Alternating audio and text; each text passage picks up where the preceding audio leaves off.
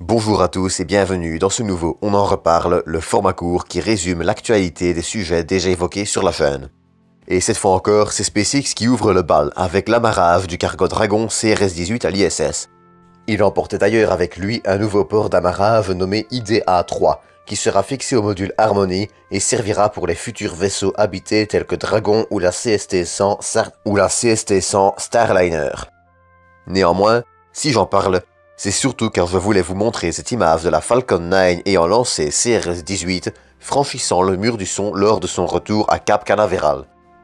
Une fois n'est pas coutume, nous allons revenir en Europe et plus précisément en France le 29 juillet.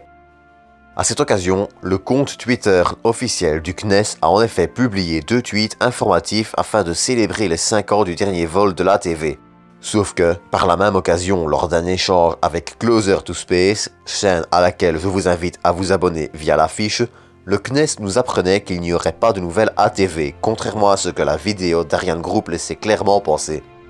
On va également reparler de SpaceX, puisqu'on apprenait également le 30 juillet que la NASA avait, à côté de 11 autres entreprises dans le cadre du programme ACO, sélectionné SpaceX et Blue Origin pour le développement de la suite de ses projets de vol lunaire et martien habités. L'objectif étant de développer les moyens de transport et d'habitation nécessaires. SpaceX devant par exemple développer des technologies de transfert de carburant entre vaisseaux en orbite. Cette technologie pourrait ainsi être utile au vaisseau Starship dans le cadre de voyages vers la Lune ou vers Mars, augmentant ainsi ses capacités.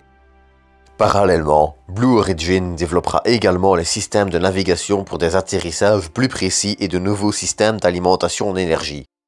Le 1er août, on apprenait que le satellite LightSail 2 a réussi sa mission en mesurant un changement d'orbite grâce à l'utilisation de sa voile solaire et du vent solaire.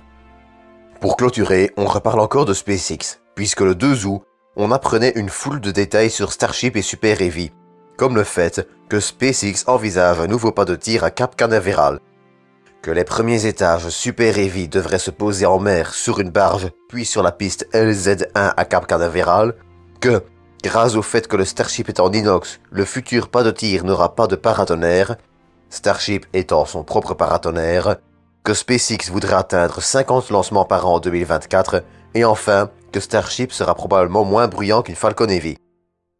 On apprenait également que Starship, sans ses protections thermiques et les pieds pour l'atterrissage, serait capable d'atteindre l'orbite sans son premier étage, en étant donc un SSTO, pour Single Stage to Orbit.